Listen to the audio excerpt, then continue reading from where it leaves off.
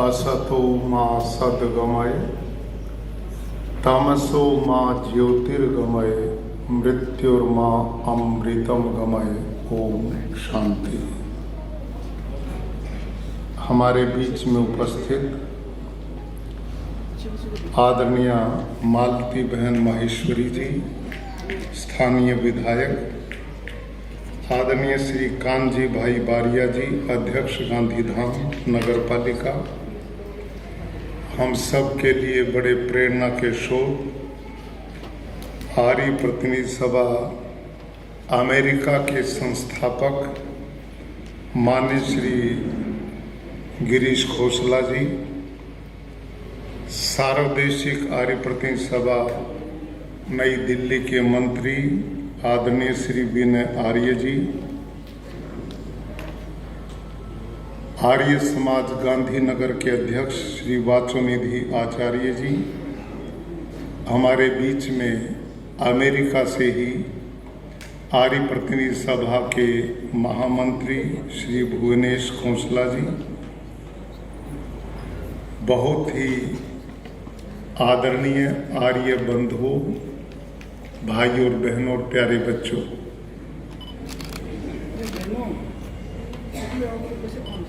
जब भुज में भूकंप आया था वो दारुण दृश्य लोग बताया करते थे।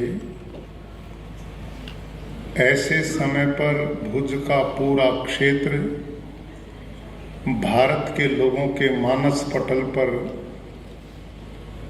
अंकित हुआ और पूरा देश यहाँ के लोगों के उस दुख में सहभागी बना और यह क्षेत्र पूरा लोगों के लिए उस समय सेवा का केंद्र बन गया था। इस क्षेत्र की जानकारी मुझे भी उसी समय प्राप्त हुई थी। आज मुझे अपार प्रसन्नता है कि पहली बार गांधीनगर में मैं आया और आज के इस कार्यक्रम में आर्य समाज के लोगों के साथ इस नगर की विभिन्न संस्थाओं ने, आप सब आदरणीय महानुभावों ने जो सम्मान दिया, जो स्नेह दिया, जो अपनापन दिया, सबसे पहले आप सबका मैं हृदय से धन्यवाद करता हूँ और आपने जो स्नेह दिया उसके लिए मैं आभारी हूँ।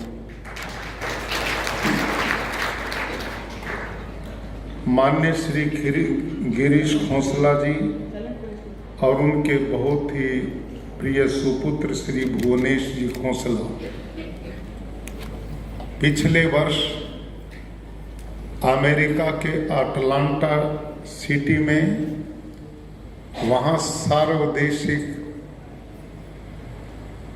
का आर्य महासम्मेलन हुआ, उसमें मैं भी गया था और खोसला जी भुवनेश जी के संपर्क में रहा ही नहीं, 2-3 दिन इनके घर पर रह करके भी गुजारे।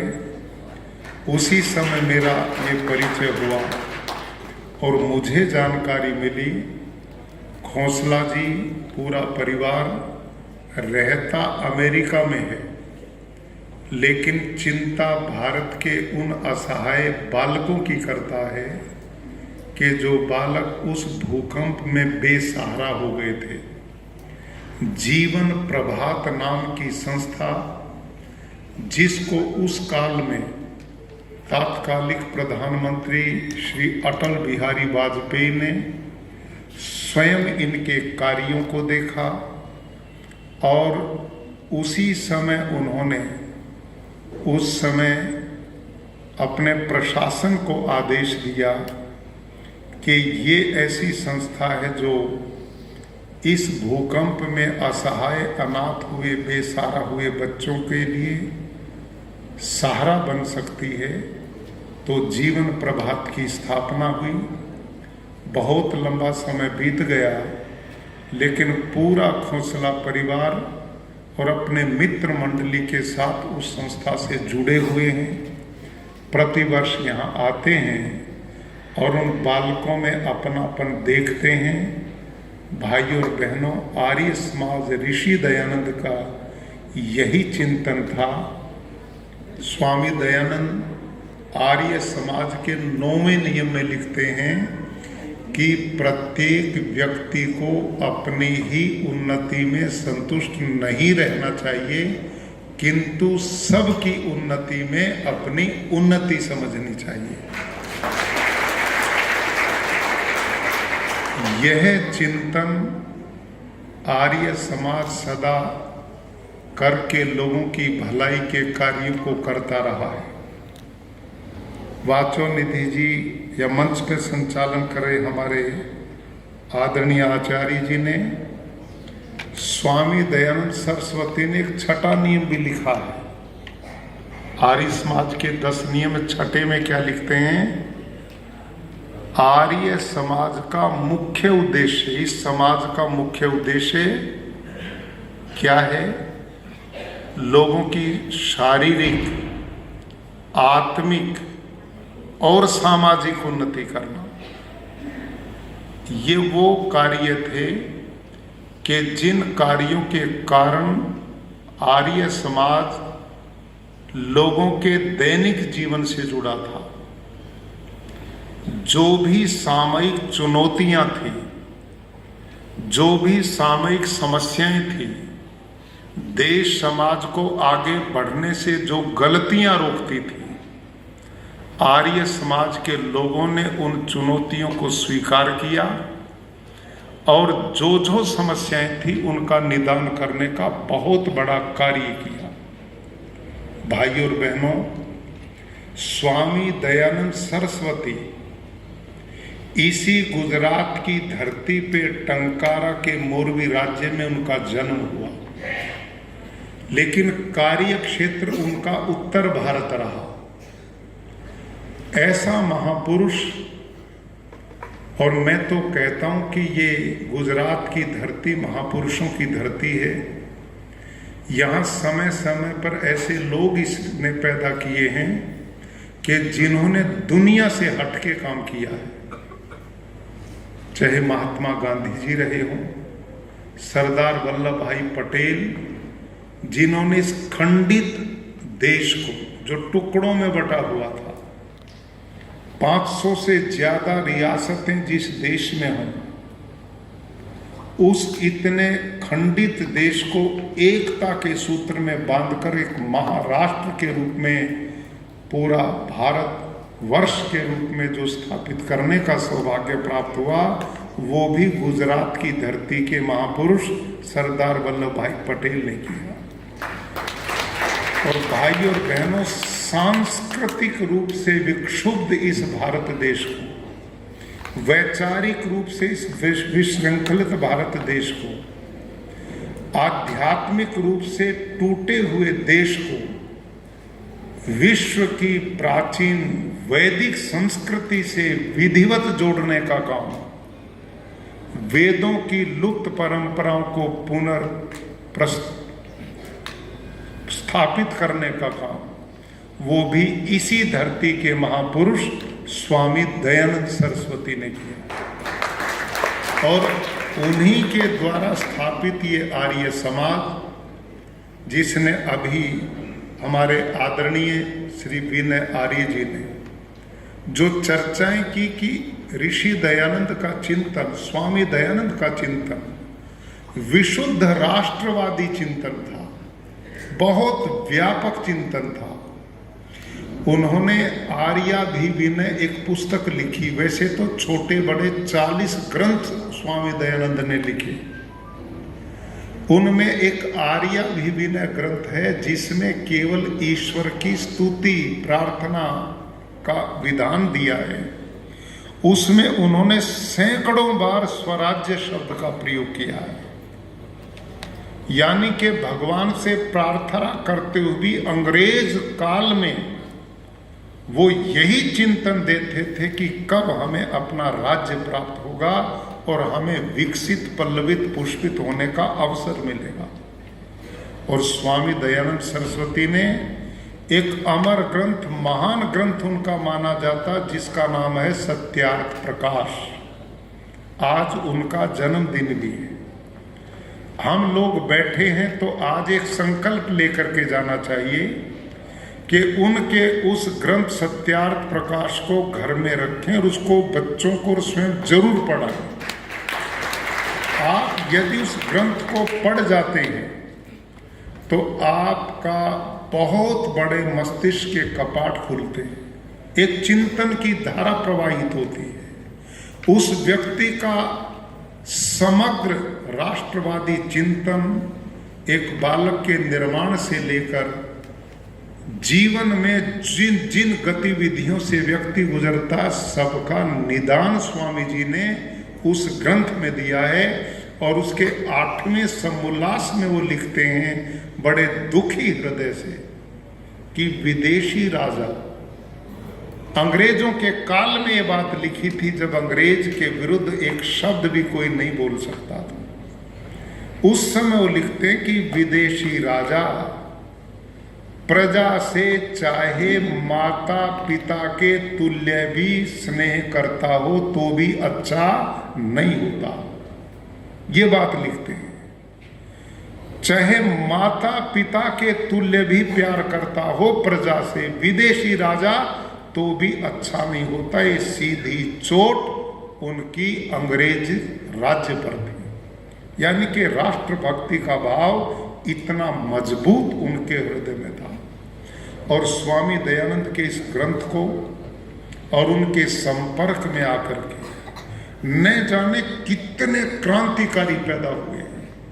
उस काल के जितने भी क्रांतिकारी थे किसी न किसी रूप में उस समय स्वामी दयानंद की विचारधारा से बेहद प्रभावित थे।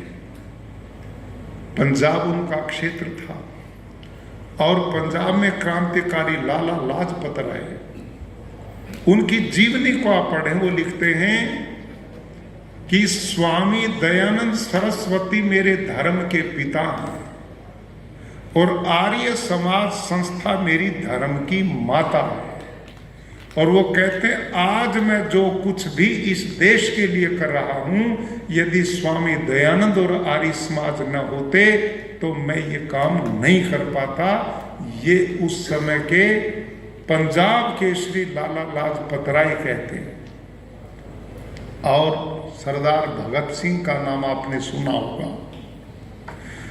उनके जीवनी को आप पढ़ें।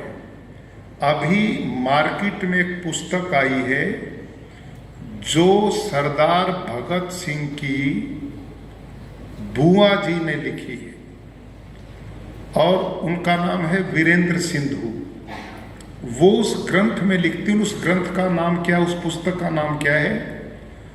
युग दृष्टा भगत सिंह और उनके मृत्युंजय पुरखे, ये उस पुस्तक का नाम है, अभी मार्केट में।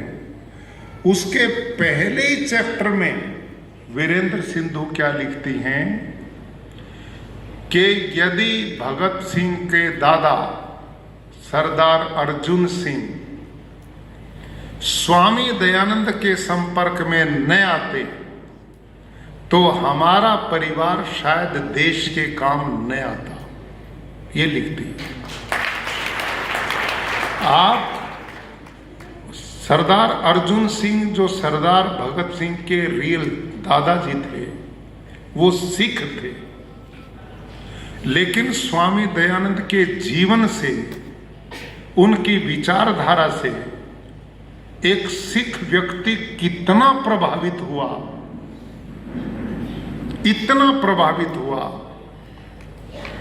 कि वो दिन में अपने घर के काम करते थे, रात को सत्यार्थ प्रकाश ग्रंथ जो स्वामी दयानंद का उसे बगल में दबाते थे और हाथ में लालटेन लेकर के गांव-गांव में लोगों को सत्यार्थ प्रकाश पढ़ाकर उसको लोगों को समझाते थे। इतने प्रभावित थे। अपने गांव में बीच में एक रास्ता गुजरता है, इधर गुरुद्वारा उन्होंने बनाया, उस गुरुद्वारे के सामने उन्होंने अपने गांव में आर्य समाज की संस्था स्थापित की, सरदार अर्जुन सिंह। इतना प्रभावित थे। सरदार भगत सिंह का उन्होंने जनेऊ संस्कार कराया, उनकी जीवनी को पूरा पढ़े, इतने प्रभावित थे वो।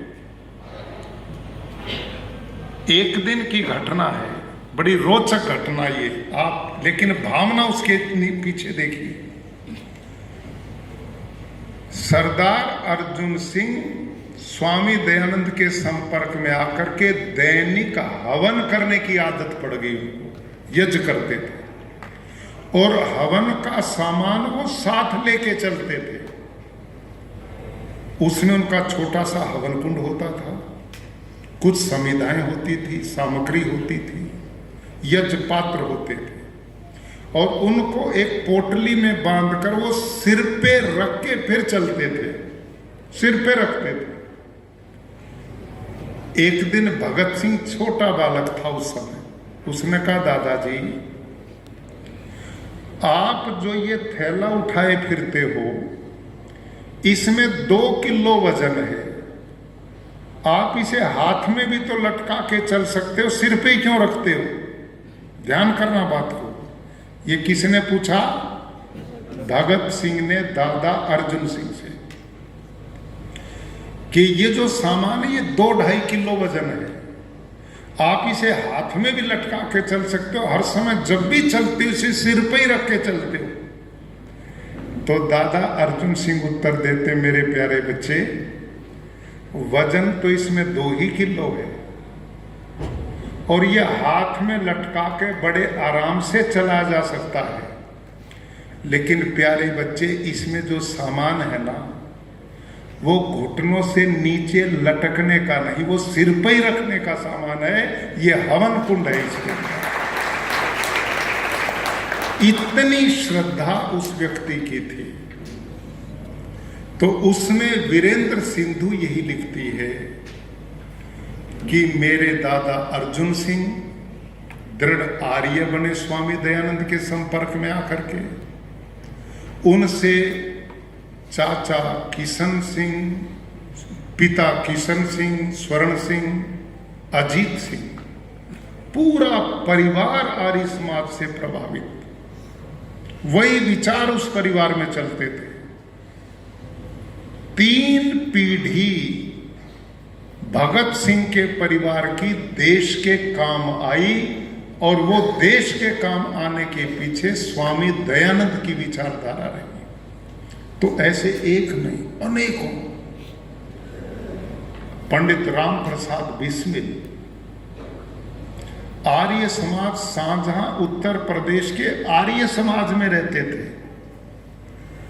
और उनके साथ अशफाकुल्ला खां मुस्लिम परिवार में पैदा हुआ नौजवान, वो यदि इस प्रकार का दृढ़वर्ती बना तो वो राम प्रसाद बिस्मिल के संपर्क में आके बना और राम प्रसाद बिस्मिल वहां आर्य समाज में रहने वाले एक स्वामी जी के संपर्क में आए, उनसे सत्यार्थ प्रकाश लिया, इस ग्रंथ को पढ़ा, राष्ट्र में समोल्लास की वो लाइनें पढ़ी, आर्य समाज का दीवाना बन गया और देश की बलिवेदी पर न्यौछावर होने के लिए तैयार हो गया। भाइयों और बहनों, जब राम प्रसाद बिस्मिल क्रांतिकारियों का नेतृत्व कर रहे थे, अंग्रेज को पता लग गया, वो आकर के घर वालों को तंग करते थे, उनको बेचैन कर दिया अंग्रेज ने, घर वाले बहुत दुखी।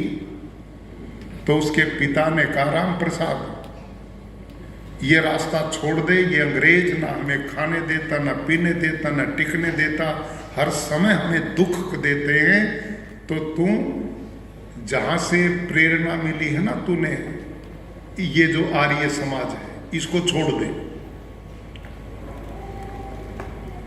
राम प्रसाद कहता पिताजी आर्य समाज तो नहीं छोड़ सकता, तो फिर ये अंग्रेज हमें बहुत तंग करते हैं, तू यहां से उल्टे सीधे काम करता अंग्रेजों के खिलाफ और ये हमें दुखी करते हैं। तो एक दिन गुस्से में आकर राम प्रसाद बिस्मिल के पिता ने कहा सुन भाई ध्यान से, या तो इस आर्य समाज को छोड़ दे या मेरे घर को छोड़ दे, ताकि अंग्रेज मेरे को दुखी करना बंद करे। तो राम प्रसाद बिस्मिल कहता, पिताजी घर छोड़ सकता हूं, आर्य समाज को नहीं छोड़ सकता। ये उत्तर दिया। और फिर पिता ने गुस्से में आके कहा, आर्य समाज तुझे क्या देता? कपड़ा मैं देता हूं, खाने को मैं देता हूं, पैदा मैंने किया। कि पैदा तो आपने किया, लेकिन कपड़ा और जो ये भोजन की यदि दिक्कत आपको है मेरे कारण, तो मैं कपड़ा भी उतार देता हूं और भोजन भी घर का छोड़ देता हूं, लेकिन आर्य समाज और ऋषि दयानंद को नहीं छोड़ सकता। ऐसे ऐसे दीवाने लोग स्वामी दयानंद की विचारधारा के कारण इस देश के काम आए, आजादी के काम आए। और एक काम नहीं, कितने सामाजिक कुरीतियां उस समय थी। बेटियों को कोई पढ़ाता ही नहीं था, पर्दे में रखता था, लोग पैर की जूती बताते थे, स्त्री शूद्रो ना धियताम का नारा लगाते थे। ऐसा काल था इस देश में, जो औरत वेद का मंत्र जीवा से पढ़े उसकी जीभ काट दो, जो कान से सुने कान लाख से बंद कर दो, आंख से देखे आंखें फोड़ दो। ये धर्म के ठेकेदारों के नियम चल रहे थे। और ऐसा जमाना, उस विचारधारा ने इतना प्रभावित किया लोगों को कि समाज सुधारक लोग भी, समाज के जिम्मेदार लोग भी इस विचार को अपने हृदय में ले बैठे कि वास्तव में नारी का पढ़ने का अधिकार है ही नहीं। शाश्वत सिद्धांत मान लिया। तुलसीदास जी जैसे लोगों ने इतना अच्छी साहित्य की रचना की, और वो लिखते क्या हैं? ढोल गंवार शूद्र पशु नारी, ये सब ताड़न के अधिकारी। मतलब ढोल शूद्र पशु के श्रेणी में औरत को भी ला करके खड़ा कर दिया और कहा कोई जरूरत नहीं इनको आगे बढ़ाने की। एक युग था। और कबीर जैसा लोग, नारी की परछाई परत अंधा होत भुजंग, और कबीरा उसकी क्या गति जो रह नारी के संग। सांप से भी खतरनाक नारी को मान करके इनको उनके अधिकारों से वंचित करने का काम किया गया। शंकराचार्य जैसे लोग इतने विद्वान कहते नरकस्य द्वारम किम, नरक का द्वार क्या है?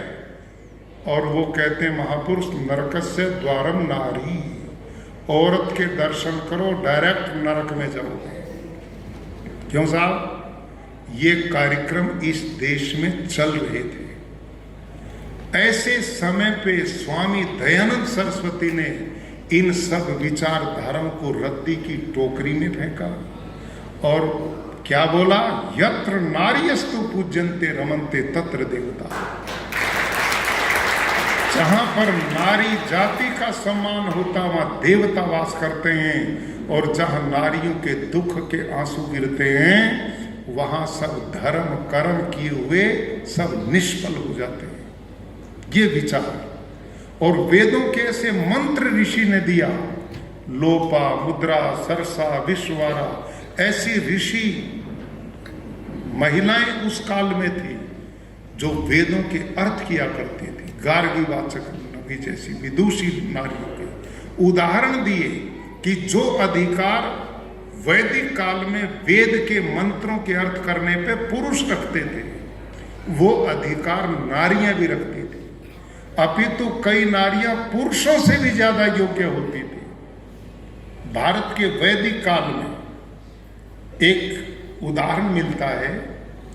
राजा जनक के दरबार में एक नवयुवती महिला गई, गेरवे वस्त्र धारण किए हुए। तो राजा जनक ने उनकी समस्याओं का समाधान करने से पहले एक प्रश्न किया, बेटी इस भरी जवानी में जब तूने विवाह करके अपने घर को बसाना चाहिए था, तुम ये गेरवे वस्त्र कैसे पहने हुए? तो उस समय उस युवती ने कहा, राजन मैंने जीवन में संकल्प लिया था कि जो पुरुष मेरे को शास्त्रार्थ में हरा देगा मैं उसी से विवाह करूंगी, अयोग्य वर से विवाह नहीं करूंगी। मैंने बहुत शास्त्रार्थ किए, लेकिन कोई पुरुष मैंने अपने योग्यता से अधिक नहीं मिला, तो इसलिए मैंने अविवाहित रहकर संन्यास धर्म स्वीकार करना उचित समझा। आप लगाओ अनुमान, इतना ऊंचा स्तर एक युग में भारत की नारी का वैदिक काल में वेद के मंत्रों के ऊपर अधिकार था, और इतना विदुषी समान व्यवस्था इस देश में रही किसी युग में। लेकिन वो युग कितना बदला, मध्यकाल में नारी की क्या दुर्गति हुई, लेकिन स्वामी दयानंद सरस्वती ने सबसे अधिक वकालत यदि किसी को की तो नारी जाति के अधिकार दिलाने में की। ये बहुत बड़ा काम है। आज बेटियों के स्कूल हैं, कॉलेज हैं, यूनिवर्सिटीज हैं, लड़कियां डॉक्टर हैं, इंजीनियर हैं, पायलट हैं, सेनाओं में हैं। कौन सा ऐसा क्षेत्र है कि जिसमें भारत की बेटियां आज पुरुषों से आगे ना कदम बढ़ा रही? ये स्वामी दयानंद की कृपा हो, अछूतोद्धार। मानव में इतना भेद, ये छोटा है, ये बड़ा है, ये ऊंचा है, ये नीचा है, ये ऊंची जात का, ये छोटी जात का। स्वामी दयानंद सरस्वती ने वेदों के मंत्रों से कहा, शृण्वन्तु सर्वे अमृतस्य पुत्रा। हम सब एक अजर अमर भगवान की संतान हैं, एक पिता के पुत्र हैं, और वेद का पढ़ने का अधिकार सबको है। यथेमाम वाचम कल्याणी मां वदानी जनेभ्य। ऋषि दयानंद वेद के मंत्रों से कहते हैं कि परमात्मा वेदों का रचयिता है, वेद ईश्वरीय रचना है, वेद अपौरुषेय हैं, इसलिए उसकी वाणी भी सबके लिए। स्वामी दयानंद ने बहुत बड़ा काम किया अछूतोद्धार का। महात्मा गांधी जी ने उन्हीं से प्रेरणा लेकर के उनके कार्यों को आगे बढ़ाने का काम किया था। अछूतोद्धार का काम स्वामी दयानंद सरस्वती ने इतनी मजबूती से किया कि उत्तर भारत में अनेक लोगों ने जाति से बहिष्कृत कर दिए, उनका हुक्का पानी बंद कर दिया, उनके बच्चों का विवाह अपनी जाति में नहीं होने दिया। क्यों? क्योंकि वो अछूतों की भलाई का काम करते थे। लेकिन हमारे दीवाने कहीं नहीं रुके, कहीं नहीं अटके, कहीं नहीं भटके, और ऋषि दयानंद की इस विचारधारा को लेकर एक समरसता का वातावरण पैदा किया। सारे समाज के सब भाई बंधु हमारे ये काम स्वामी दयानंद ने किया। भाई और बहनों, वेदों को भूल गए थे लोग, वेदों को भूल गए थे, वेदों की पुनर्स्थापना की। वो पाखंड, अंधविश्वास, अनेक रूढ़िवादी मान्यताएं, ये स्वामी दयानंद सरस्वती ने निकालकर एक सत्य वैदिक धर्म के साथ में हमने जोड़ा।